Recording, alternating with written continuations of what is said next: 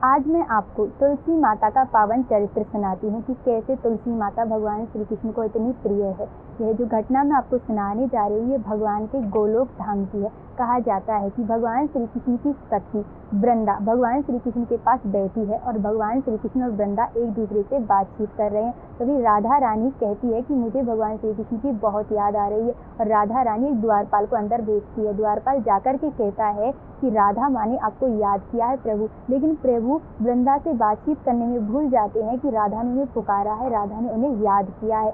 तभी भगवान श्री कृष्ण वृंदा से बातचीत करने में व्यस्त हो जाते हैं। उसके बाद में राधा माँ क्रोधित हो जाती है, क्रोधित होकर के वहीं आती है तो देखती है राधा माँ कि भगवान श्री कृष्ण तो वृंदा से बातचीत करने में व्यस्त है। तो राधा माँ को बहुत ज़्यादा क्रोध आ जाता है। तो राधा माँ वृंदा से कहती है कि प्रभु तो भूल गए, लेकिन तुम्हें याद दिलाना चाहिए, तुम्हें उन्हें बातों में नहीं बहलाना चाहिए, बल्कि तुम्हें याद दिलाना चाहिए कि राधा ने तुम्हें याद किया। श्राप देती हूँ तो प्रभु से दूर हो जाओगी और तुम पृथ्वी लोक पर जन्म लोगी। ऐसा जैसे ही वृंदा को राधा माँ श्राप देती है, वृंदा बहुत ही दुखी हो जाती है। उसकी भगवान श्री कृष्ण को भी राधा माँ डांटने लगती है। तभी भगवान श्री कृष्ण का सखा वहीं खड़ा होता है, उसका नाम है श्रीदामा, जो वृंदावन में भी भगवान श्री कृष्ण का सखा था। श्रीदामा ने राधा माँ से कहा कि आप प्रभु को मत डांटिए, इसमें प्रभु की कोई गलती नहीं है, प्रभु से गलती हो गई, उन्हें आपसे माफी मांग लेंगे। ये प्रभु है, ये भूल गए, इन्हें याद नहीं रहा, आप इन्हें क्षमा कर दीजिए। तभी राधा माँ ने कहा कि तुम्हें बीच में बोलने का अधिकार किसने दिया, तुम क्यों बीच में बोले हो। और राधा माँ कहती है कि श्रीदामा मैं भी तुम्हें श्राप देती हूँ, तुम भी पृथ्वी लोक पर जाओगे।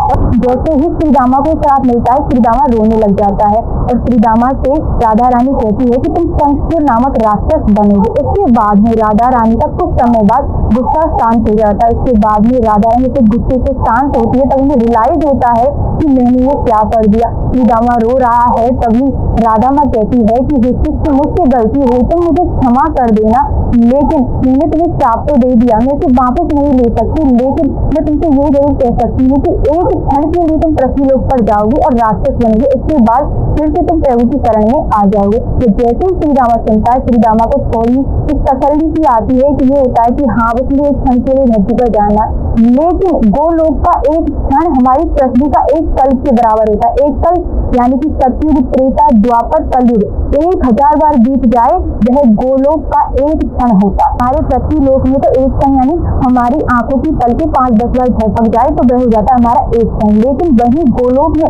1000 वर्ष तक 1000 बार सतयुग, त्रेता, द्वापर, कलयुग बीत जाए वही गोलोक का एक क्षण से आधा क्षण होता है। तभी श्रीदामा का धरती पर जन्म हो जाता है एक राक्षस के रूप में और वही वृंदा का एक राजा के घर में जन्म हो जाता है।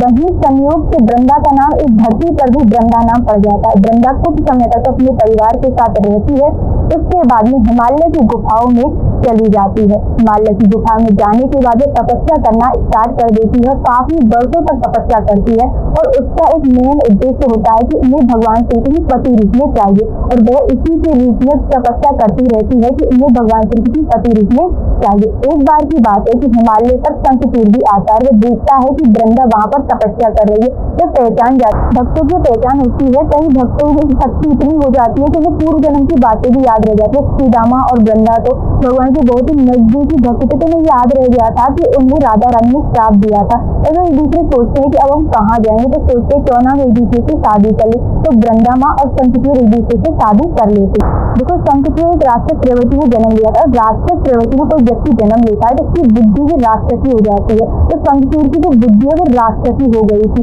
तो सोच नहीं पा रहा था, तो सभी देवताओं को, मनुष्य को, सभी को परेशान कर रहा था। तो सभी देवता जो है वह भगवान शिव जी के पास जाते हैं, कहते हैं कि हे प्रभु हमारी शंखचूड़ से रक्षा करो, इसने हमें बहुत ही परेशान कर रखा है। तभी शिव जी कहते हैं कि हे देवताओं मुझे भी शंखचूड़ ने परेशान कर रखा है, मैं किससे सहायता मांगू। तभी भगवान शिव जी जो है वह जाते हैं श्रीमन नारायण भगवान विष्णु के पास जाकर के कहते हैं कि हे प्रभु शंखचूड़ ने हमें बहुत परेशान कर रखा है, आप कुछ उपाय बताइए। तभी भगवान श्रीमन नारायण कहते हैं कि वह तो मेरा ही भक्त है श्रीरामा, जिसे राधा रानी ने पृथ्वी पर जन्म लेने का श्राप दिया था, लेकिन अब उसका पाप का घड़ा भर गया है, अब मुझे उसको दंड देना ही होगा। तभी भगवान श्रीमन नारायण शिव जी को एक अस्त्र देते हैं, कहते हैं कि उसकी मृत्यु हुई, लेकिन उसके गले में एक नारायण रक्षा कवच है, उसे पहले उतारना होगा। तो भगवान श्रीमन नारायण धरती पर आते साधु के रूप में शंखचूड़ से भिक्षा के रूप में उस कवच को उतरवा लेते हैं। उसके बाद में शंखचूड़ जो है भगवान शिव जी से युद्ध लड़ने के लिए जाता है कैलाश पर्वत पर। और इधर वृंदा महारानी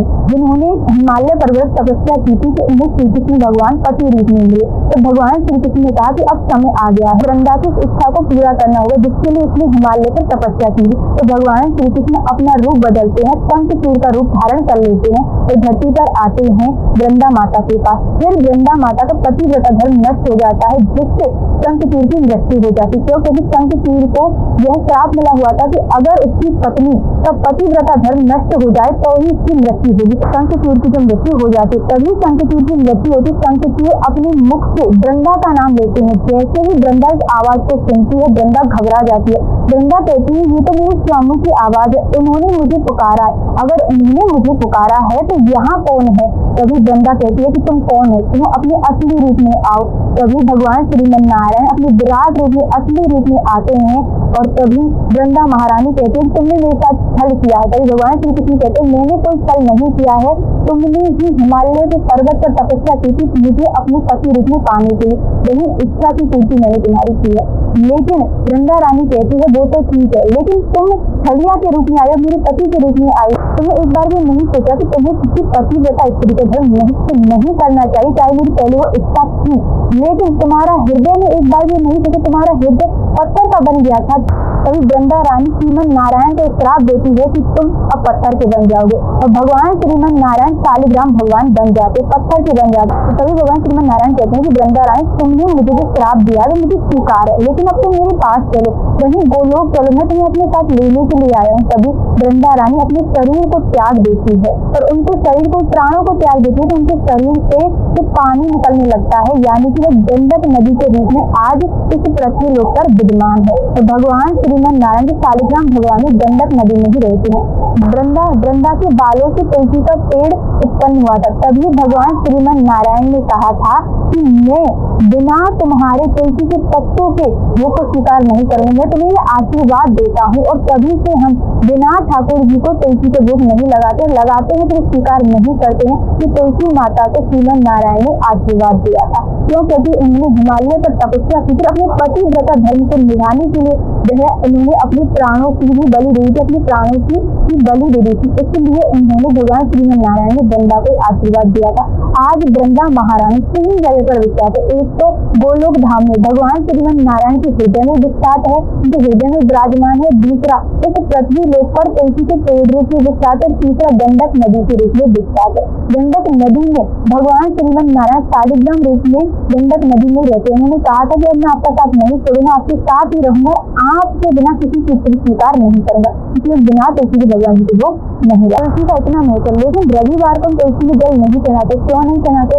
कहा जाता है कि भगवान श्रीमन नारायण 7 दिनों में से एक दिन रविवार के दिन अपने गोलोक धाम, अपने वैकुंठ धाम को छोड़ करके इस धरती पर आते हैं, तुलसी के पेड़ में आते हैं और वहां पर स्थापित होते हैं, तुलसी माता के साथ रहते हैं। इसलिए हमें रविवार के दिन तुलसी नहीं तोड़नी चाहिए, क्योंकि अगर हम तुलसी को तोड़ेंगे तो पेड़ हलेगा, वह उसको डिस्टर्ब नहीं करना चाहिए, इसलिए हम तुलसी का पत्ता नहीं तोड़ते। कई लोग कहेंगे तुलसी का पत्ता अगर हम नहीं तोड़ेंगे तो हम ठाकुर जी को वो कैसे लगाएंगे? तो कहा जाता है कि आप शनिवार को तुलसी के पेड़ में से तुलसी का पत्ता तोड़ सकते। कहा जाता है कि 3 दिन तक तुलसी का पत्ता अशुद्ध नहीं होता है, तो आप पहले ही तोड़ ले, रविवार को नहीं तोड़े, नहीं तो भगवान श्रीमन नारायण और तुलसी माता डिस्टर्ब होते हैं, आपको फिर उससे नुकसान होता है, अच्छा नहीं होता। तुलसी का बहुत ही महत्व है। भगवान ने स्वयं कहा है कि जो व्यक्ति अपने गले में तुलसी की माला पहनता है, अपने कंठ में तुलसी की माला को धारण करता है, वह व्यक्ति कभी भी यमराज के दर्शन नहीं करता। जो व्यक्ति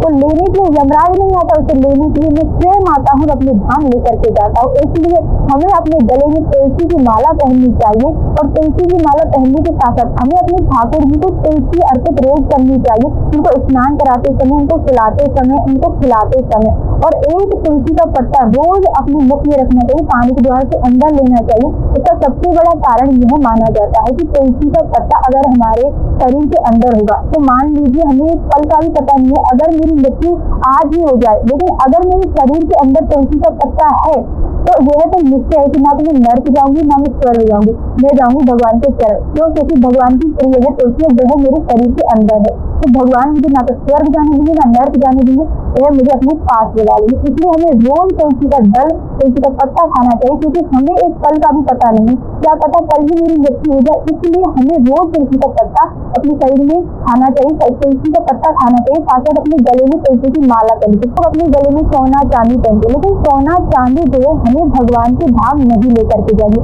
यह जो आशीर्वाद है यह सिर्फ तुलसी महारानी को मिला है, वही हमें भगवान के चरणों में वैकुंठ धाम लेकर के जाएगी। इसलिए हमें अपने गले में उद्धार करने वाली अपनी तुलसी की माला पहननी चाहिए, यही हमें भगवान के धाम लेकर के जाएगी। इसलिए हमें अपने जीते भी उद्धार करना है, क्योंकि जब हम जब मरेंगे तो हमारे सभी सोने चांदी के वस्त्र कपड़े सब उतार लिए जाएंगे, लेकिन एक ऐसी चीज जो नहीं उतारी जाएगी वो होगी हमारे गले में तुलसी की माला। इसलिए हम तुलसी की माला पहनेंगे। अगर हमें कोई जलाएगा तो हमारे साथ में अगर हमारी तुलसी की माला जल रही है तो यह तो निश्चय है कि हमें भगवान के धाम ही मिलेगा, हमें भगवान का धाम ही मिलेगा। इसलिए हमें अपने गले में तुलसी की माला पहननी चाहिए, तुलसी का दल रोज ग्रहण करना है, जिससे हमें भगवान के चरण मिले, ना कि स्वर्ग ना कि नर्क, ना कि इस पृथ्वी पे बार बार हम चक्कर लगाते रहे। इसलिए प्रेम से बोलो राधे।